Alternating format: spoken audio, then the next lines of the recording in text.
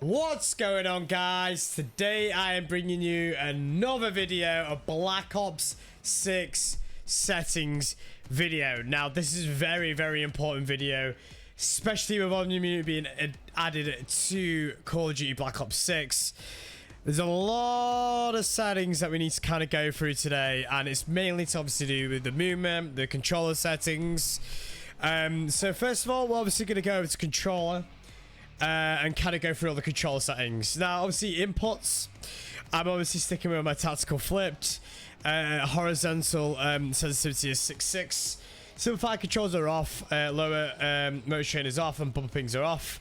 I switch obviously to L1 and R1 for comfortability reasons. Now inputs and dead zones, this is very important. Now obviously I have a 99 here. I wanted to show you guys what you need to be doing is lowering this down to 60. Reason for it, omni movement with the left analog sticks, you want to make sure that it's really quick, really responsive, and all that good stuff. Aiming, keeping that very simple, and obviously not change any of these settings. In regards to the advanced settings, I have got my aim responsiveness on dynamic. It was set to 100%. It says a 1.0. The ADS transition time is on instant. Do not change this setting. It will screw you over. Please do not. And obviously do not change any of these settings. The only time you really need to change it is if you're on mouse and keyboard. But again, that'll be on a separate setting. Target aim assist is on. If you turn it off and completely remove it, they have got rid of all aim assist settings in Black Ops 6. You have one standardized setting. Aim assist has been nerfed, so anything close quarter combat, you definitely will not be feeling the aim assist. Don't worry, you've not all of a sudden started losing all your shots or anything like that. They just you know, they've nerfed aim assist, so it's going to take a little time to adjust. Moving on to the movement, very important. Now this is a very important setting. When you go to intelligent movement, this would default to be off. Whack it on tactical sprint assist, press square or the left button, click show more. This would default to be on 400. Get that down to 0 ASAP. Oh, put those both on. Keep mantle assist off, keep catch assist off. You don't need to mess around with those at all. Now anything through here is kind of default, but I'm going to go through it anyway. We've got automatic airborne mantle. Slide behavior is on tap to slide. Auto dual peak is off. And advanced movement settings, again, I have a sprint behavior on toggle because obviously I have auto attack sprint on. Now what this setting does, obviously enables auto attack sprint, so you need to worry about that.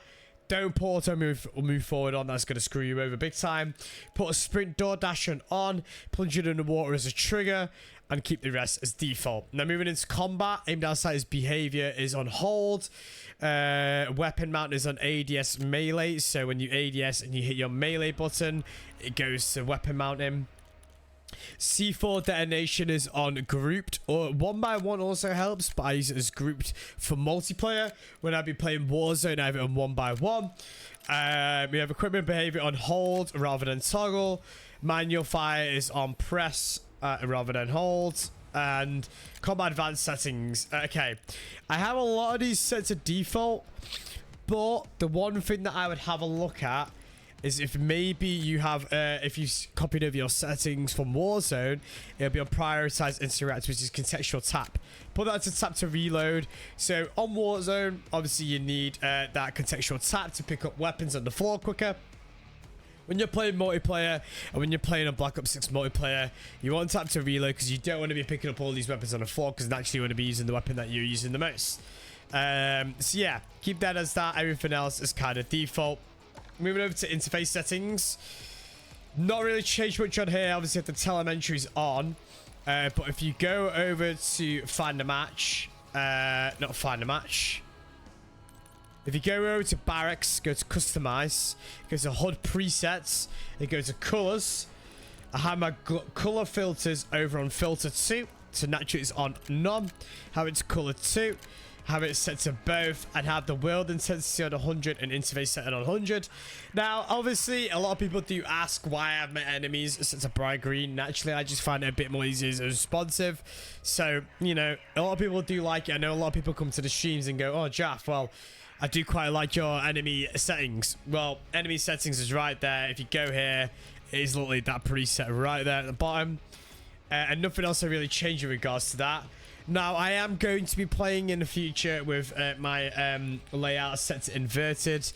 Personally, to me, I like the idea of having the minimap on the right because I feel like my eyes drift to the right a little bit more. But again, that's something for more personal preference. HUD layouts is definitely all personal preference. I've seen some people playing with central command so they can kind of get the ammo in the middle of the screen. And obviously, I've seen a couple of people playing with magnified, which is also another good idea. Again, I'm going to try magnified. I'm going to try standard. I'm also going to try inverted just to kind of see what they're all saying. And then just go back into the settings again and go to graphics. You want to scroll down and make sure that your NVIDIA reflex boost is on and a plus boost. Make sure you turn VSync off. And make sure you have HDR off because otherwise it makes your game really weird. If you go to a view, again, everybody can do this. Field of view, have it to max. Anything below 115, anything above 115, you lose a lot of aim assist. Anything below 115, you won't notice aim assist drop off. ADS field of view is effective. Weapon field of view is on wide so that your weapon looks a little bit smaller. World motion blur off, weapon motion blur off. This is very important for a game like Black Ops 6 because the movement is so big and the movement is so prolific on screen. There's a lot to do going on screen. Instead of being on 100%, write that down to 50. It reduces head bubble. Audio, nothing's really much as I've changed here. PC speakers definitely seem to be the best settings for me. First time I'm really struggling with a little bit. I usually have reduced tinnitus sounds on. I don't know why that's off.